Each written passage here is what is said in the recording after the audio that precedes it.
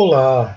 Na aula de hoje iremos estudar um pouco sobre a expansão territorial no Brasil colônia, aonde passaremos mais especificamente a analisar a pecuária através do Rio São Francisco, ou seja, estaremos vendo, estudando qual foi a importância do Rio São Francisco para a expansão territorial além dos limites do Tratado de Tordesilhas. Então, vamos lá, atenção e bons estudos. Quando falamos em criação do gado no período colonial, temos que perceber que essa não era a atividade principal. Ela era tida como uma atividade secundária, tinha uma importância apenas de subsistência. Vejamos, no século XVII, no seu início, vamos ter o seu uso apenas para abastecer os engenhos. Abastecer de quê? Principalmente em relação à força de tração, tracionar os engenhos, movimentar os moinhos, no caso, o meio de transporte das mercadorias, bem como da cana da lavoura para os engenhos, além de fonte para o fornecimento de carne e couro. É claro que isso apenas para alimentação local. Mas o gado começa a crescer. Ele não vai ficar apenas nessa função secundária. Ele vai querer aumentar de tamanho o rebanho e vai coexistir, é claro que em uma posição inferior em relação à cana-de-açúcar, mas vai incomodar principalmente os senhores de engenho, que vê na figura desse crescimento dos rebanhos um empecilho para o aumento da produção canavieira. Mas vamos só um exemplo bem claro à nossa realidade. No período do inverno, nas plantações, normalmente os agricultores prendem suas criações, sejam elas aves, sejam elas rebanhos de carneiros, até mesmo a vaca, o bovino, rebanho bovino, caprino, prendem esses animais para que eles não destruam as plantações. Liberam apenas após essas plantações, no caso das aves, estejam já grandes e elas não destruam. No caso do gado, ele é preso até o momento após a colheita.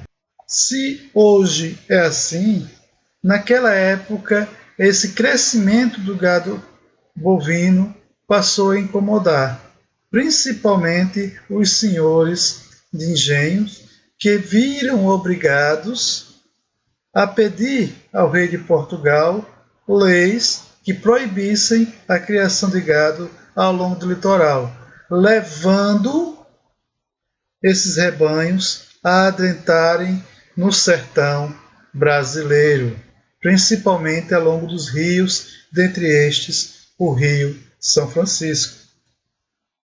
No litoral da região Nordeste, predominavam áreas ocupadas pelas lavouras de cana-de-açúcar, que também eram utilizados para a criação de gado, até o momento que os senhores de engenhos passaram a exigir da coroa portuguesa essa expulsão do gado. Vejamos aqui no mapa que em torno do rio, em suas margens, vai ser um longo caminho percorrido por esse gado, que vai ser obrigado a deixar o litoral 10 léguas a partir da costa. Então ele vai se deslocar para o interior. E o rio São Francisco será um dos principais meios para a chegada desse gado no interior do Brasil. Vai ocupar o leito do rio São Francisco, que vai ser chamado e vai ser conhecido como Rio dos Currais. Então, a Carta Régia de 1701, início do século XVIII, vai determinar a criação de gado para além das 10 léguas. Com isso vai haver uma contribuição. Que contribuição é essa? A exploração de terras, além do Tratado de Tordesilhas. Mas a chegada do gado na região do sertão nordestino se deparou com um problema, que é justamente a caatinga. Clima árido. Porém, apesar dessas dificuldades, o gado foi adaptado a essas dificuldades e fez com que os rebanhos crescessem, formando diversas fazendas e ocupando terras que antes pertenciam aos povos indígenas da região, ao longo do Rio São Francisco. Vale salientar que essa ocupação, a atividade pecuária, ela não requer grandes investimentos. E nisso aí vamos ter algumas vantagens econômicas. Por exemplo, o gado não precisa de meio de transporte. Ele, através das trilhas e caminhos, ele pode ser levado da fazenda para as regiões, as feiras de comércio de gado, bem como para os lugares de abate. É claro que nos dias de hoje, de uma cidade para outra, precisa de caminhões para transportar. Mas mesmo assim, se o criador lá na sua fazenda e quer levar para uma feira próxima, ele vai tangendo pelas estradas. É muito comum nessa região aí da Canafístula, onde tem uma feira de gado. As estradas das redondezas de segunda-feira tomadas logo cedo por rebanhos que são tangidos pelos vaqueiros, pelos proprietários. Outro ponto é que havia uma mão de obra reduzida. A depender da quantidade de gado, precisava, em média, apenas de 12 vaqueiros. Isso no máximo. Em comparação com a produção de cana-de-açúcar, era o número irrisório de trabalhadores que eram necessários para cuidar dos animais. Logo, nas fazendas de cana-de-açúcar, precisava de uma vasta quantidade de mão de obra especializada, além da mão de obra escrava, que era responsável pela plantação e pela colheita da cana, bem como pela moagem. Para a criação do gado bovino, era apenas necessário poucos trabalhadores e, em grande parte, esses trabalhadores eram livres. Normalmente, o pagamento pelo trabalho deles era através da combinação entre o dono do rebanho e esses vaqueiros, que ficavam com uma certa quantidade de animais com base no nascimento. Por exemplo, a cada 10 nascimentos, um ficaria com o vaqueiro. Assim era uma possibilidade de crescimento econômico do vaqueiro, que se via também como proprietário de gado. Mas a expansão da pecuária após a expulsão do litoral acompanhava o curso dos rios, e vale destacar a figura do Rio São Francisco, que também passou a ser chamado mais atualmente como Velho Chico.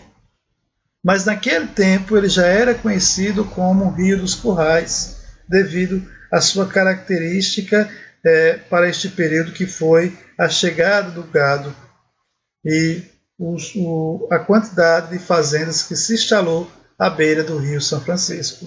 Mas os povos indígenas que já habitavam muito e muito antes da chegada dos europeus os chamavam de Opará, que significa em tupi rio-mar.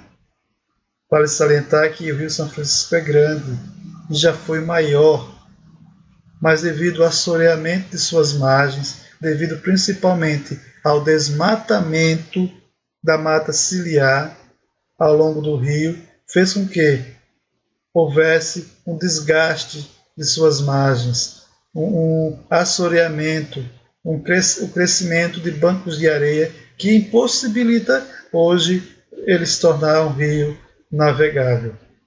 Para a atividade de hoje, vocês deverão buscar lá em atividades #história. Já vão encontrar a atividade. Abram o PDF que já está com o texto para leitura. Façam a leitura desse texto e logo após a leitura vocês devem buscar responder às questões presentes no formulário. Então, no formulário A Expansão Territorial no Brasil Colônia, a Pecuária através do Rio São Francisco, coloquem um nome completo de preferência, marquem qual turma você está matriculado e logo após busque responder as duas questões propostas. A primeira questão pergunta, a partir da leitura do texto, argumente os motivos que levaram o gado a ser expulso das áreas de plantação de cana-de-açúcar. Nesse contexto dessa pergunta aí, vocês têm que opinar, criar uma opinião, uma ideia com base no texto e afirmar os motivos que levaram esse gado a ser expulso do litoral. Ou seja, vocês devem responder o porquê que esse gado foi expulso do litoral na região da plantação da cana-de-açúcar. Na segunda questão, vocês deverão avaliar a importância do Rio São Francisco. Ou seja, vocês devem buscar considerar com as palavras de vocês qual foi a importância do Rio São Francisco para o desenvolvimento da pecuária no sertão nordestino. Após vocês responderem essas duas questões, vocês não deixem de enviar. Lembrando que estou à disposição para ter mais esclarecimentos que caso venham surgir quando vocês estiverem respondendo as questões. Então, até mais.